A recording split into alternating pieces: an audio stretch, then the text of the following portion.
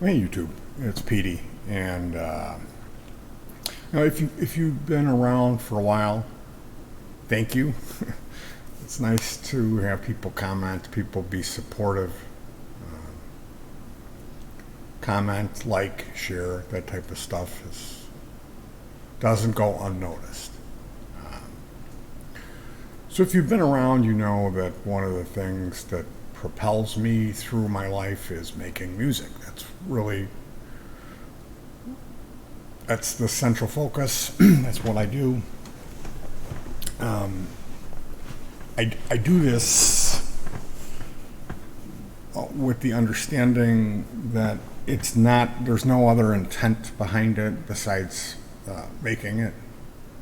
It's not like I'm going to be on MTV, everyone's going to know my face. And it never was for me. It never was. It was always, I'm going to be able to make something that I could be proud of myself. Something in, at, around the level of the stuff that got me off, which was like the Beatles, Pink Floyd. Harry Nilsson was an early influence for me. So that goal being just to hit a high water mark, merely to prove to myself that I am capable of doing something good or worthwhile, and it's really kind of freeing. Working in under other aspects with other goals, like working with a group of people, working towards the idea of playing a gig, having a set list, playing other people's music, I found torturous. And I made a decision around 1996. See, oftentimes I have a hard time sleeping. And I'll be thinking about my past and things where other people manipulated me, or where I was hurt, and then how I can move forward, how I can put that stuff behind me and rise above that stuff. So I tend to think things out fairly clearly and have a plan. I tend to use pen and paper. I make lists. I do that a lot digitally. I have these to-do folders that I will keep stuff in, and then I keep records of the parts that are ordered in order for me to check this stuff off my list. I need parts. So when you're juggling like creative stuff and then hardware solutions, meaning a project that I have to build, because I build a lot of the gear that the sound passes through in order to accomplish my goals. Things can pile up, and for me, the best way to not feel overwhelmed or frustrated by that is to make lists. Because once I get more than like three, if I got 5 projects on my list, 5 things, I'm miserable. I don't know which way to go. I need a game plan, and like having that knowledge on paper that I can look at, like, okay, this board is coming in on the 8th. Well, then this other one's coming in on the 3rd. So that one, I can prep for that, get everything ready. So when the board comes, all I have to do is mount it and maybe make, 8 solder connections, ideally. 3 in, 3 out, and 2 for power. So that's kind of the mechanics behind it. Now, typically I will write for the duo, and then I will write for a solo project, which is a little bit more freeing. I don't have to concern myself with another person being my partner, my wife. So it's freeing. And it's a completely different thing, that recording process that I'll go through typically once yearly in January. I like to record what I call an album, but it's not an album. I realize that. And I pointed this out ad nauseum that yes, it's just some songs that I record in the living room, and I don't attach a real lot of weight to that, but I enjoy reflecting back on it. I enjoy listening to that stuff a lot. So, with my history, my past involving this hobby of mine, I have different like phases in my life and different art, different stuff that I'm playing. And like it was a very conscious decision to quit playing other people's music. No more covers. Now, mind you, I will from time to time something will pop in my head, or we'll do a cover for fun. So it's not no covers, but it's reduced from what it was, going from 99.8% cover tunes to practically the other way around, with playing original content. And the idea with that is that it's the only thing I'm able to do. That I did have an accident. I am unable to use two of my fingers on my hand to play the instrument. So this means that it's severely impacting my ability on the instrument. Severely, massively. And people go, it didn't bother Django Reinhardt. Well, you could say that all you want. Django Reinhardt had these two. He had a big, fat, healthy, strong middle finger, where I have this little pinky down here.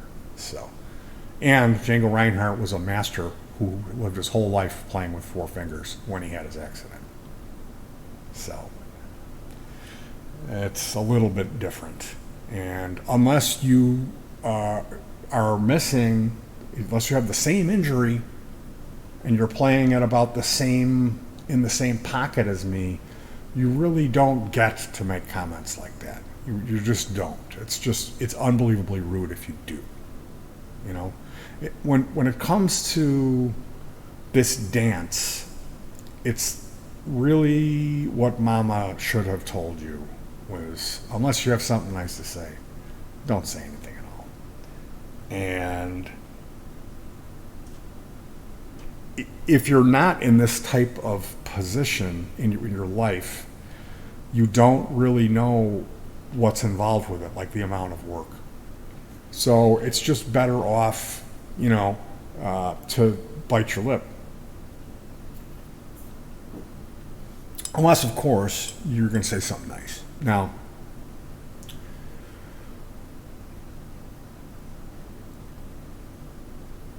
talking about like planning things out, knowing what you're doing, being confident. The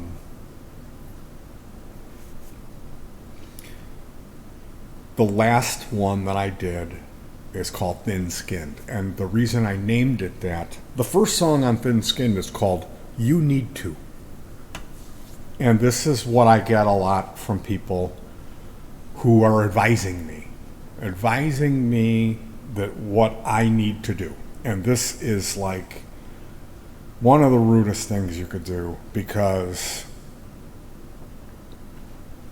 this is coming from your comfortable viewpoint of having four fingers, not having to build everything you play through, having a band, having maybe a gig at a bar, playing other people's music. You don't have to write everything and be brave and come up with stuff. And again, I'm not putting myself up on some pedestal saying I'm so much better because I don't play covers. I'm saying I play covers because I can't play other people's music because of my handicap.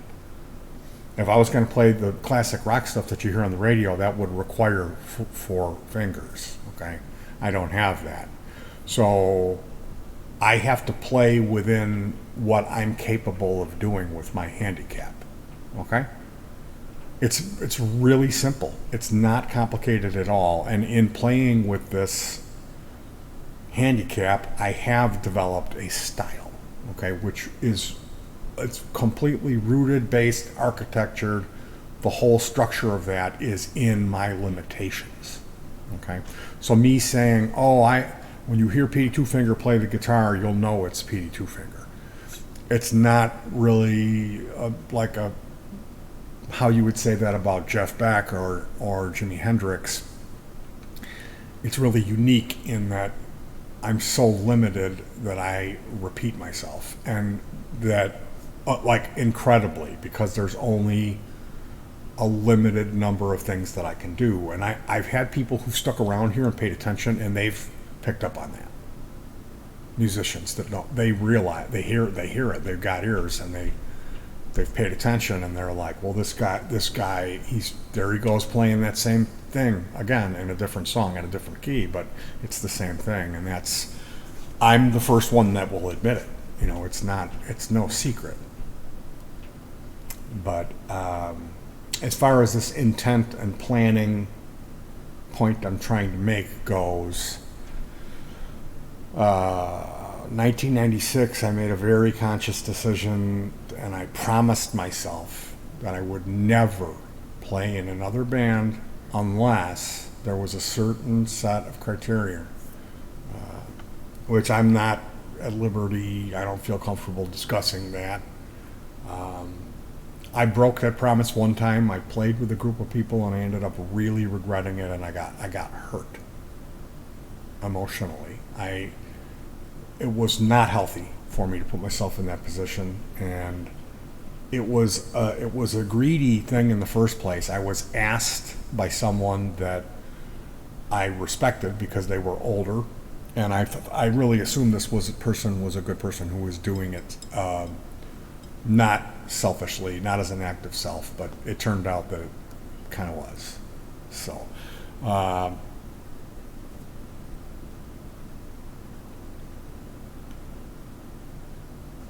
at some point, I had made this decision, and it was also coincided with the home recording boom of the 90s, and that's what I did. And I still do. I still do the home recording.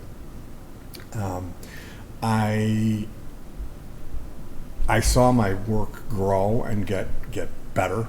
My recordings went from embarrassing to actually good and interesting, and lyrically I had stuff to say that was very relevant and very personal. And that stuff, people really didn't respond to it. It was very too personal, and maybe not the wisest choice for me to exercise personal demons publicly like that, So I put the brakes on that. I decided that no longer will I be singing, although when I played in the bands, which it was multiple, I was in about 30 bands for years. It was 15 or 16 years that I was doing that. And my job was to play bass, and I sang. I sang harmony and lead vocal, and I sang in key, and I sang fluently, and I could sing whatever harmonies were thrown at me. When I worked with other people that supposedly were backup singers and things like that could not sing in key. So the point I'm making here is, as far as singing goes, whatever you feel about my singing voice, or if I'm emulating a more natural spoken word type vocal, such as something like Roger Waters or Lou Reed would do, or even Frank Zappa, you could very generally say that's not a good singer. But I sing in key, I sing in the style that I choose, and I can perform in that. I could have pursued that, but I made a conscious choice that I was not going to be writing any more words or singing any more vocals including backup vocals, that I was going to excise that from my work. And the only time that you hear vocals in it is if it warrants it, or if I have female backing vocals, which I had my youngest daughter doing that for me. So there is some stuff with backing vocals on it. And I sang along with her. We won. Adrian Blue did a contest, and the only thing I did on that was sing, and we won third prize. So he thought my vocals were up to snuff, I would say.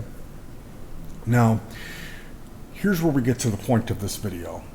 Through the years, I have gotten better about this, but it used to be a big deal to me. It really mattered that people that I knew and respected would hear what I'm doing. They would hear some of my music, and then they would understand what I'm doing with my life, because this has consumed me, and it's taken all of my time and an incredible amount of work and effort to accomplish these goals.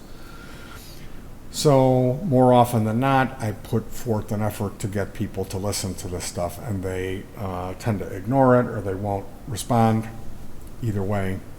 And then eventually, sometimes after the third or eighth time, let's say, they would click and hear it, and then they realize that, oh, this doesn't sound like normal demo basement recording. It sounds really good. And then at that point, I get an email stating how they want to either write words and sing on my material, or their daughter is a singer and they want me to provide them with music so this daughter of theirs can sing, or it's just singing. They don't offer to write the words.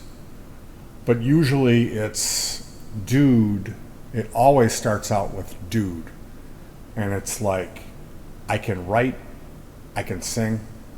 And I gotta tell you, that's like, you'd be better off just kicking me in the balls than saying that to me, okay? For one, where do you get the idea that I am unable to write or sing? Where's that coming from? I didn't give you a demo and say, hey, I'm stuck. I'm at an impasse. I'm able to produce this excellent music, but I can't write and I can't sing. Can you help me out? No, I never said that. So I guess moving forward, I'm going to have to preface this before, and really what it comes down to is I need to just stop sharing my music. I need to just stop. There's no point in it. It alienates me further from the human race. It just getting that response, and I can't tell you, like, there's a list of people that have said this to me, that it's hurtful. It's like the worst possible thing you could say to me, because it discounts my art. It's like saying, like, oh, this is pretty good, but there's one thing missing, and that's me. You know, I need to piggyback off of your life's work. You've spent every extra penny and every minute of time, and you've been up every night. You can't sleep because you're scheming about all the list of projects and all the stuff that you have to do. Constant grind of building gear and writing music and performing it and recording it to get, the handful of, 3 likes or whatever it is. So it is what it is. And I don't want to sound like I'm complaining, like I only got 3 likes. I could care less. I put the stuff on YouTube so I have an easy access to it. Honestly, that's what it is. Having other people come and see it, it's nice. I'll admit it. It would be nicer if there was a little bit more people who were a little bit more supportive, but by leaving comments and stuff like that. I mean, I'm not going to kid you. What would be nice is if I made enough money off this hobby to live a little bit more comfortably and not worry about healthcare and all the issues, like how much suffering that really is my life, dealing with all these health issues and chronic pain. But who am I kidding? I can't get past the social impasses of it. Of every time I give a disc out, I got somebody who has never sang in their life, like telling me that we need to team up. Like they're all of a sudden we're on an equal table, you know, because here I am putting out this substandard product that's obviously missing. It's not interesting enough on its own. And I got to tell you, to me, the music that I make here, there's no room for vocals on it. It's crammed full of sound effects and the melodies. You don't need. There's no room. It's written purposely as instrumental music. Like, I don't know why you would ever think that there would be room for vocals. And I'm not the only musician who's done this, who's went from being a songwriter to just making instrumental music. One perfect example is Adrian Belew. He did the Sides albums and then the E. And yeah, there was a little bit of lyrics on the sides, but wasn't any on E. And that may be his greatest work. People generally don't see it that way, but I know he does. Because it is. I mean, it's unquestionably his greatest work. But, people generally do not consider reality. They consider themselves. They are operating off of one thing, and that's what can they benefit from me? What can they get from me? Let's start with the laundry list of things that Petey can do for you, and start making those, and then demand them from him. Because woe is me. I, for whatever reason, am in this predicament, and then here's this guy who is not in that predicament. So then now it's his job to elevate the quality of my life, while I just sit back and smile and say thank you. I listen to your music and it's good, so now you have to provide me with everything that's missing from my life on this list, And it's not everybody, but the list of people who have come at me like this is impressive. And the thing about singing, dude, you need to let me write some lyrics for this shit. And I can sing too. That is what I'm talking about. The most unbelievably rude thing you could ever say to me. So, Petey is thin-skinned. Petey's this horrible person. I'm the worst. I've got a temper. I'm constantly pissing everyone off. And how do I do that? Well, it's called protecting myself and being realistic. That's all it is. I mean, I do not meet other people, and then when I see, like, if it's a plumber, I don't go, oh, hey, my whole the shower, you could replace that for free. You could come over and just tear it all out and then redo the whole thing, and then I won't pay you. Or how about this? Pizza and beer.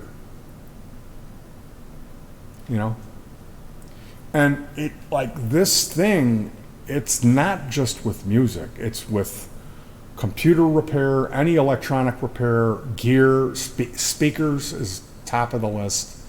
So I don't want to sit here and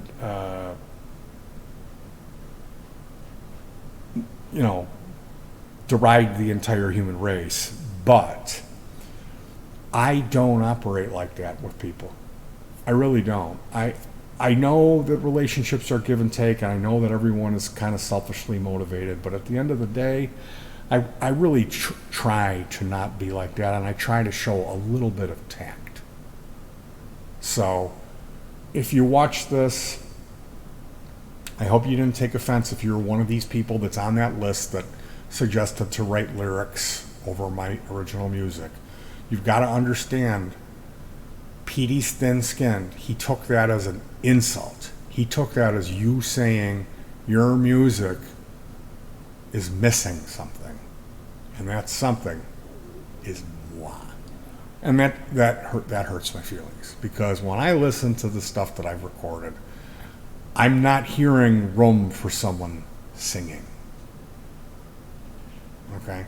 I stopped making that type of music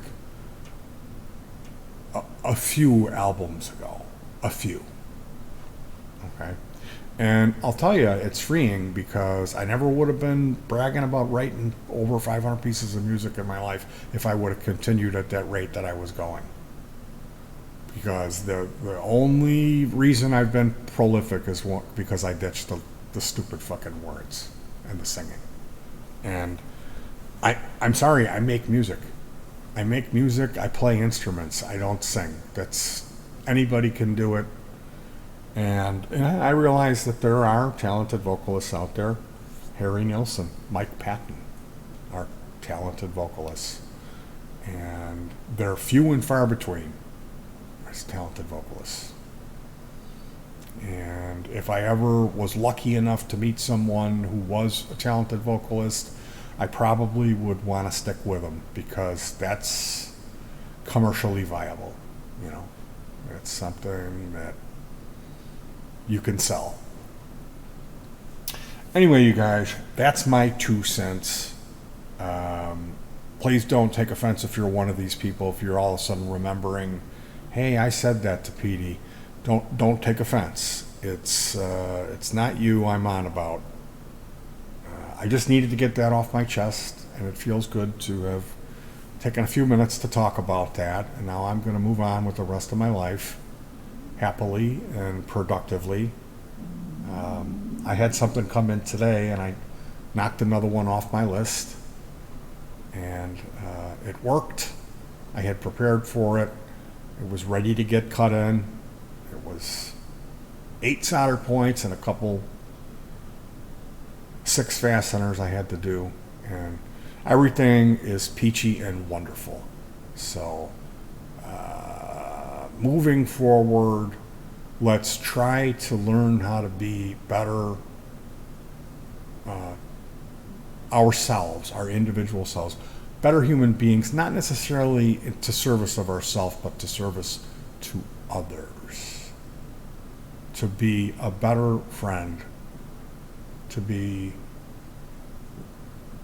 more open to selfless. Like, does everything have to be motivated around what can I get out of the next guy? Because it's better to give than it is to receive. That's the lesson. And when I talk about stuff like lessons and becoming a better person, certainly isn't from a perspective of me because I'm so perfect and I've arrived and I know everything. It's not that at all. It's because I need to hear this. It's because it's something I'm working on. So please don't misunderstand me. I'm not saying I'm up here on my pedestal and I'm perfect with my perfect instrumental music. It's nothing like that. Okay? I barely scrape by doing what I do, and I work really hard at it, so I have the right to be proud of my own work. And it just isn't a feasible thing to approach me that you want to sing on my music. That's offensive. It's a hurtful thing, is what it is. So you can look at me and go, Petey's thin-skinned, it's all his fault, he's bad, it's Petey, he's crazy, he's an asshole, he pisses everyone off, but you'd be missing the point. Because if you asked me or inferred anything about you being a singer or talented or being able to write, you were taking a shot at my life's work. You belittled me the greatest possible way that you could. You know, that's what you did. And it has nothing to do with me. I made the mistake of saying, hey, here's what I've done with my life. What do you think? And what did I get back? I got my feelings hurt. I got insulted. So you certainly could look at it like, oh, Petey's this horrible person and a big laundry list of faults. But I think you'd be missing the point. So take care of yourselves. Try to stay cool. Be good to your loved ones. That's really important. That's the most important thing. And through that, you'll be being good to yourself. Hug your pets if you can, or just give them a treat. And peace.